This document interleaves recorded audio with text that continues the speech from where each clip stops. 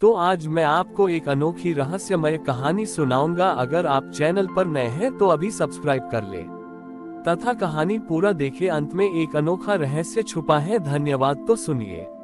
बहुत समय पहले की बात है। कैलाश पर्वत की तलहटी में सोमदत्त नाम का एक सीधा साधा लकड़हारा रहता था। सोमदत्त भगवान शिव का परम भक्त था, लेकिन न वह जन्म से बोल नहीं सकता था। वह अपनी कुल्हाड़ी लेकर जंगल जाता और लकड़ी काटते समय मन ही मन ओम नमः शिवाय का जाप करता रहता। एक दिन सोमदत्त जंगल के बहुत गहरे हिस्से में चला गया। वहां उसने देखा कि एक हिरण का बच्चा दलदल में फंसा हुआ है और एक शेर उसे अपना शिकार बनाने के लिए धीरे धीरे उसकी ओर बढ़ रहा है। सोमदत्त घबरा गया। वह चिल्लाकर शेर को डरा नहीं सकता था और न ही कोई मंत्र बोलकर महादेव को पुकार सकता था। तभी उसे एक पुरानी शिवलिंग की मूर्ति दिखी जो झाड़ियों के बीच दबी हुई थी। सोमदत्त उस मूर्ति के पास गया और अपनी आंखों से आंसू बहाते हुए बस महादेव की ओर देखने लगा। उसने मन ही मन कहा, हे प्रभु, मैं तो बेजुबान हूँ पर आप तो सब जानते हैं। इस मासूम की रक्षा करें। अचानक एक चमत्कार हुआ। जैसे ही शेर ने हिरण पर झपट्टा मारा, आसमान से एक तेज गर्जना हुई और बिजली कड़की। उस बिजली की चमक से शेर इतना डर गया कि वह पीछे हटकर भाग निकला, लेकिन हिरण अभी भी दलदल में धंसा हुआ था। सोमदत्त तुरंत अपनी कुल्हाड़ी छोड़कर दलदल के पास गया। उसने अपनी जान की परवाह किए बिना दलदल में पैर रखा और हिरण को सुरक्षित बाहर निकाल लिया। जब वह खुद बाहर निकलने की कोशिश करने लगा तो उसके पैर दलदल में धंसने लगे। ठीक उसी क्षण एक वृद्ध सन्यासी वहां प्रकट हुए। उन्होंने अपना हाथ सोमदत्त की ओर बढ़ाया। जैसे ही सोमदत्त ने सन्यासी का हाथ पकड़ा, उसे महसूस हुआ कि उस हाथ में पूरे ब्रह्मांड की शक्ति है। सन्यासी ने उसे एक ही झटके में बाहर निकाल लिया। सोमदत्त ने हाथ जोड़कर सन्यासी का धन्यवाद करना चाहा, पर वह तो बोल नहीं सकता था। सन्यासी मुस्कुराए और बोले, पुत्र, भक्ति शब्दों की मोहताज नहीं होती। जो मौन रहकर मुझे पुकारता है, उसकी पुकार मैं सबसे पहले सुनता हूँ। सन्यासी ने सोमदत्त के माथे पर हाथ रखा और क्षण भर में वह सन्यासी अदृश्य हो गए। सोमदत्त को एहसास हुआ कि वे स्वयं महादेव थे। उस दिन के बाद से सोमदत्त की कुल्हाड़ी जब भी लकड़ी पर पड़ती तो उससे ओम की गूंज सुनाई देने लगी। जब सोमदत्त जंगल से लकड़ियां काटकर गांव लौटता तो उसकी लकड़ियों के गट्ठर से भी एक मंद संगीत की ध्वनि आती। लोग उससे मौन साधक कहने लगे। ये खबर धीरे धीरे उस राज्य के अहंकारी राजपुरोहित वज्रभट्ट तक पहुंची। वज्रभट्ट को अपनी विद्वत्ता और संस्कृत के कठिन श्लोकों पर बड़ा गर्व था। उसने सोचा, एक अनपढ़ और गूंगा लकड़हारा भला महादेव को कैसे पा सकता है।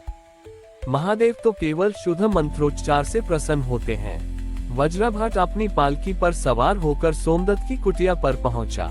उसने सोमदत्त को चुनौती दी, हे लकड़हारे, मैंने सुना है कि तुम्हारी कुल्हाड़ी से शिव का नाम निकलता है। ये तो कोई जादू टोना लगता है। अगर तुम सच्चे भक्त हो तो कल महाशिवरात्रि पर राज मंदिर में आओ और सबके सामने सिद्ध करो कि बिना मंत्र पढ़े शिव कैसे प्रसन्न हो सकते हैं। सोमदत्त डर गया। उसने तो कभी मंदिर की सीढ़ियां भी नहीं चढ़ी थी। वह बस अपनी कुल्हाड़ी पकड़कर शिव की मूर्ति के सामने बैठ गया और आंखों से प्रार्थना करने लगा। अगले दिन पूरा राज्य मंदिर में उमड़ पड़ा। वज्रभट्ट ने मंदिर के गर्भगृह में बैठकर सबसे कठिन स्तोत्रों का पाठ शुरू किया। घंटों बीत गए, लेकिन शिव की मूर्ति में कोई हलचल नहीं हुई। अंत में सोमदत्त को आगे बुलाया गया। वज्रभट्ट उपहास करते हुए बोला, लो, अब ये गूंगे भक्त अपनी कला दिखाएंगे। सोमदत्त ने कांपते हाथों से अपनी पुरानी कुल्हाड़ी शिवलिंग के सामने रख दी। उसने अपनी आंखें बंद की और उस पल को याद किया जब महादेव ने उसे दलदल से निकाला था। उसके मन में वही करुणा और वही पुकार जागी। अचानक मंदिर के भीतर एक दिव्य शांति छा गई। तभी सोमदत्त की कुल्हाड़ी से एक ऐसी तेज ओम की गूंज निकली कि मंदिर की दीवारें थरथराने लगीं। उस गूंज में न केवल मंत्र था, बल्कि उसमें नदियों का शोर, हवाओं की सरसराहट और ब्रह्मांड की धड़कन समाई थी। तभी शिवलिंग से एक अलौकिक ज्योति निकली और सोमदत्त की कुल्हाड़ी एक सुनहरी कुल्हाड़ी में बदल गई। लोग दंग रह गए जब उन्होंने देखा कि शिवलिंग पर चढ़ा हुआ जल अपने आप ऊपर उठकर सोमदत्त का अभिषेक करने लगा। वज्रभट्ट का अहंकार चूर चूर हो गया। वह सोमदत्त के चरणों में गिर पड़ा। तभी आकाशवाणी हुई, ग्रेटर देन वज्रभट्ट, तुमने शब्दों को रटा है, लेकिन सोमदत्त ने शब्द के अर्थ को जिया है। मंत्रों में शक्ति होती है, लेकिन उस शक्ति का स्रोत भाव है। जहां अहंकार खत्म होता है, वहीं से महादेव शुरू होते हैं। Greater than. उस दिन के बाद सोमदत्त ने जंगल जाना छोड़ दिया। वह मंदिर का रक्षक बन गया, जहां वह और वज्रभट्ट मिलकर सेवा करने लगे। सोमदत्त आज भी मौन था, लेकिन उसका मौन अब हजारों लोगों को शिव की राह दिखा रहा था। हमारी और भी आध्यात्मिक एवं अनोखी कहानियां देखने के लिए हमारे चैनल पर जाएं तथा धार्मिक एवं पौराणिक अनोखी कहानियां हमारे चैनल पर है। कृपया जाके देखें तथा हमारे चैनल को सब्सक्राइब करके रखें और वीडियो लाइक जरूर करें। धन्यवाद।